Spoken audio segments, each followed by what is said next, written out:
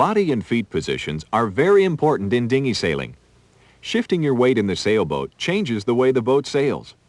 Proper positioning keeps the boat stable and allows you to change tacks smoothly. If you are the helmsman, sit square in the boat as if you are sitting in a chair. Keep your body compact, feet together, elbows down, arms resting on your body. This position saves energy, and having your hands close together makes your movements more efficient. If you use a tiller extension, hold it across your body, again keeping your hands close together. If you're sailing as crew, sit in the same compact position unless you have to hike out to keep the boat balanced.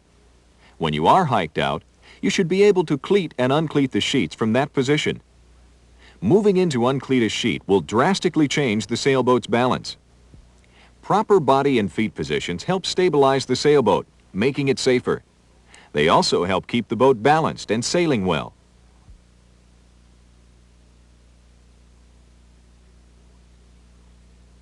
There is more to maneuvering a sailboat than just steering. You must pay constant attention to the wind direction and the effect it has on the sails. Each change in direction by the boat or the wind requires an adjustment to maintain the correct sail angle. If the angle is wrong, the sailboat will slow down or stop.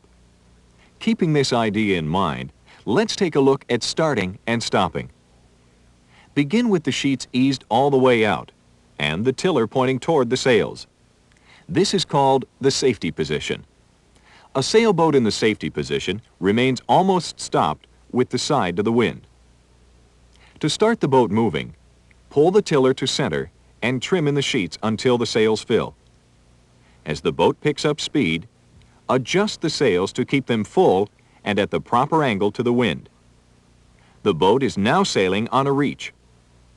To slow the boat down, let the sheets out until the luff of the sail starts to wrinkle and bag. In nautical terms, we say the sail is luffing. As the sails luff, the sailboat slows down. By adjusting the sheets like this, you can control the speed of the boat. You can also adjust your speed by turning the boat into the wind slightly. This changes the angle of the sails to the wind and causes the sails to luff. Again, when the sails luff, the boat slows down. To stop your sailboat, release the sheets and let the sails flap. As you slow down, gently push the tiller toward the sails. The sailboat will coast to a stop in the safety position. You can also stop the boat by heading directly into the wind, but wind blowing against the rigging and sails eventually starts moving the boat backwards. The safety position is much more stable. To sail upwind from the safety position, trim in the sheets to get the boat moving. Slowly turn in toward the wind, and trim the sails to keep them full and at the proper angle until the sails are in all the way. Continue turning slowly until the sails start to luff. Turn away from the wind slowly until they fill again and hold that course. You are now sailing close-hauled. When you sail close-hauled, you are sailing as close to the wind as you can. Sailing this way, much of the force from the sail is pushing sideways. That's why the boat heels more when you sail close-hauled. We stated earlier that a boat cannot sail directly into the wind. To reach a destination upwind, a sailboat has to tack. Tacking is turning through the wind until the sails fill on the other side. All right, what we're going to do today is talk about tacking a boat properly. When we tack a boat properly, it requires a deliberate style. In addition, I never want to drop the tiller or I never want to drop the main sheet. I want to keep in constant contact with both of these. If I lose the main sheet or if I lose the tiller for a second, I'm letting the boat control me. You want to be in full control of the boat at all times. Let's go through the steps of how to do a tack. Martin's going to illustrate for us what we're going to do when we tack the boat. The first thing he's going to do is to let the crew know that you're ready to tack. That means the crew's going to have to uncleat the jib, stand by, and get ready. After your commands, which will be prepare to tack, then you're going to push the tiller away from the hard lee. You can actually start the steps. But let's talk about the skipper and his maneuvers. The first thing he's going to do as we tack the boat is he's going to take the tiller where his aft arm is and extend it 45 degrees away from his body. Go ahead, Martin. All right. From there, he's going to extend his aft leg. All right. And his next step from there is to get up, swivel around the boat. Good. Passing the main sheet behind him to his tiller hand and re-grabbing the main sheet from the block. The final step is then to take his aft leg and reposition it close to his body so he's set and comfortable to sail on the new tack. Now, Martin's going to do it again, but this time I'm not going to say anything. He's just going to go through the motion and watch him very carefully. Go ahead, Martin. Okay, real good. And he repositioned himself, sat down comfortably in a compact position. Good, Martin. The first tacks you make will be from reach to reach. That means you'll be turning from one direction to the opposite direction. If you are the helmsman, prepare to tack by making sure the new course is clear and calling out, "Ready to tack," to warn your crew. The crew uncleats the jib, but keeps it trimmed and answers, "Ready," unless he sees a problem. When the crew is ready, call out, "Helms a lee," and push the tiller toward the sail to an angle of about 45 degrees. As the sails start luffing, the crew releases the jib and picks up the new jib sheet. Both you and your crew step across the cockpit facing forward, crossing the center at the same time the boom does. As you pivot, reach your sheet hand behind you to grab the tiller, trapping the main sheet against it. Sit down and take the sheet in your forward hand. Trim the sails as you steer the sailboat onto the new reach, and the crew trims the jib. Practice tacking from reach to reach until you can do it smoothly. When you're ready to move up, try sailing close-hauled and tacking back and forth. These are the skills you need for sailing upwind.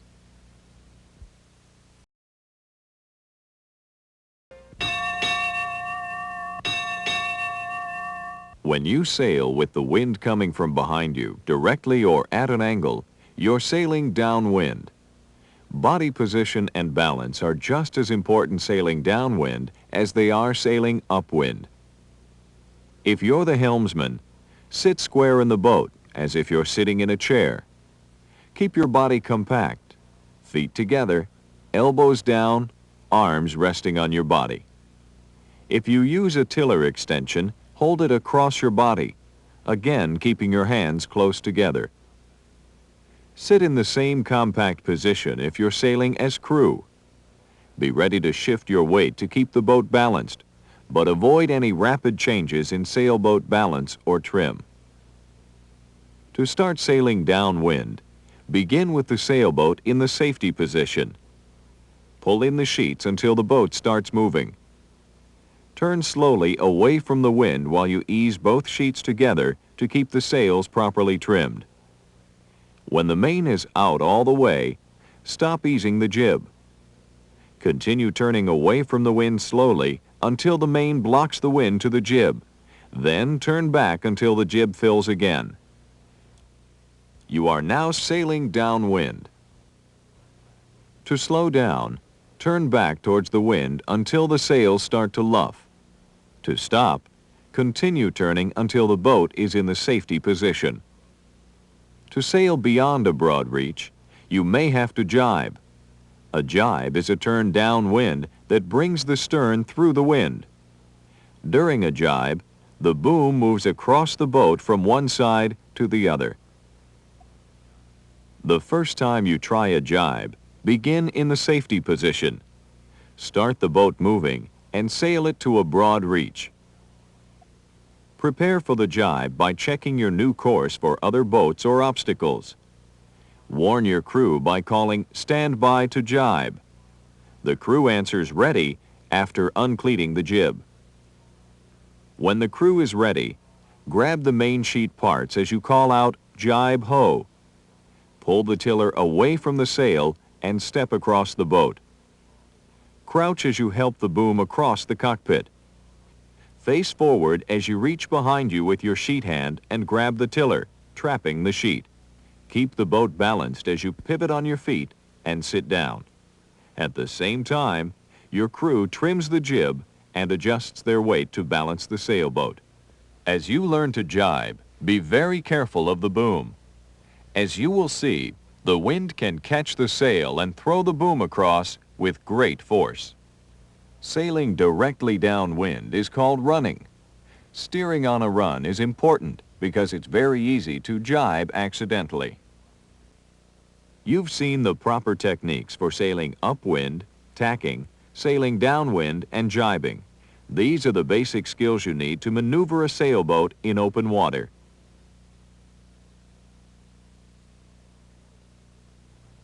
As you make a circle in your practice drills on the water, you'll cover every point of sail. The points of sail are the terms used to describe the direction of the sailboat in relation to the wind. When a boat is sailing as close to upwind as it can, the sails are hauled all the way in. That point of sail is called close hauled or beating. A sailboat sailing directly downwind, using the wind to push the boat, is sailing on a run. Everything in between is called a reach. When the wind hits the sailboat directly on the side, called the beam, the point of sail is a beam reach. If the sailboat heads more into the wind, it's a close reach. And if it turns away from the wind, it's sailing on a broad reach. The terms starboard tack and port tack are used to indicate on which side of the wind the boat is sailing. A starboard tack means the wind is coming over the starboard side of the sailboat. On a port tack, the wind is hitting the port side of the boat. Boom position determines the tack on a run. If you use these terms while you're sailing, they'll become second nature. They are important. You must know them to understand the rules of the road.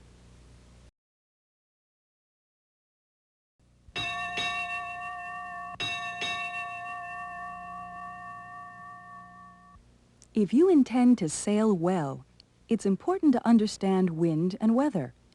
Sailing is a weather-dependent sport. The wind direction and speed have a dramatic effect on how and where a boat can sail.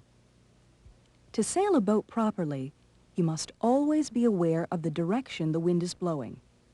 Onshore, the most common wind indicators are flags.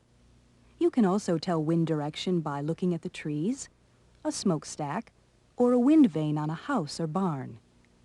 You can feel the wind on your face and tell which way it's blowing. On the water, you can determine wind direction by observing other sailboats, looking for ripples on the surface, or by watching moored boats. Large sailboats often have electronic wind indicators. Predicting the wind direction is a little more difficult. To do that, you have to understand what causes the different types of weather. Air pressure on Earth varies slightly from place to place, creating high and low pressure areas. These pressure areas and their corresponding wind patterns are responsible for most of the changing weather we experience. Low pressure areas are full of warm, moist air. They usually bring cloudy skies, rain, and generally foul weather. The winds in a low pressure system blow in a counterclockwise circle around and slightly towards the center. The center is usually marked with a large L on a weather map. High pressure areas contain cool, dry air. They usually bring fair weather with sunny skies, puffy clouds, and haze. Winds travel clockwise around and slightly away from the center of a high. A large H is used to mark the center of a high pressure area. These low and high pressure systems are blown across the country by a high-speed air current in the upper atmosphere called the jet stream. As a system passes by, the position of the center affects the wind direction in your local area. Ignoring local weather influences, a high passing to the north would cause easterly winds. A low centered to the west would cause winds from the south. As the centers move, the wind direction in your area changes. Predicting winds and weather more than a day or two in advance is difficult because the course of the jet stream and the weather systems themselves are constantly changing. Local geography also influences wind and weather. Near the ground, Wind bends around hills, bluffs, and even buildings. Open areas allow wind to speed up, and rugged areas slow it down. A large body of water will affect the temperature and the humidity. Thermal winds are caused by air being warmed at the surface, rising, and being replaced by cooler air. Onshore and offshore breezes are a good example of thermal winds. On a sunny morning, air over land heats up much faster than over water. The air over the land rises, and the air over the water moves in to replace it. At the shoreline, it creates an onshore breeze, a wind blowing toward the land. After dark, the land cools fast, cooling the air above it. The warmer air over the water rises to be replaced by the cooler air from the land. This creates an offshore breeze. Thermal effects can be seen on the smallest inland lake. Every puffy white cloud is a thermal factory. As the clouds pass over, the ground is cooled in the shadow, then warmed again in the sun, creating breezes and puffs of air. You can follow these puffs by watching for dark, rippled patches moving across the surface of the water. Thermal drafts can build up clouds of their own and produce rain or a thunderstorm. If you see threatening weather coming, it's time to head for shore. Local weather is caused by a combination of pressure systems and local influences, including thermal effects.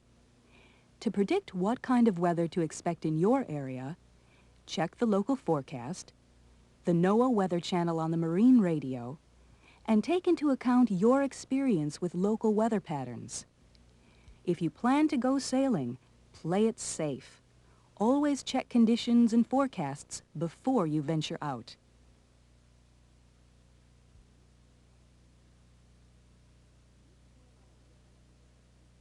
When you sail on a river or in a coastal area, you have an important element to consider: current. Whenever water flows from one place to another, it creates a current. Inland rivers flow downhill toward the sea. Rising and falling tides cause currents in coastal waters that flow in toward the shore before the high tide and out toward the sea after the high tide. Offshore, there are ocean currents that run independent of the tides. You can determine a current's direction and speed by looking for some common indicators: crab pot markers, navigation buoys, mooring markers, or any anchored buoy will be pulled downstream in a current. Free-floating objects like floats, sticks, and leaves are good current indicators, as long as the wind can't affect their course. Currents can cause some special problems. For instance, sailing upstream in this river is very slow going. It's like trying to run up a down escalator. The actual boat speed in relation to the shore equals the boat speed through the water minus the speed of the current. On the other hand,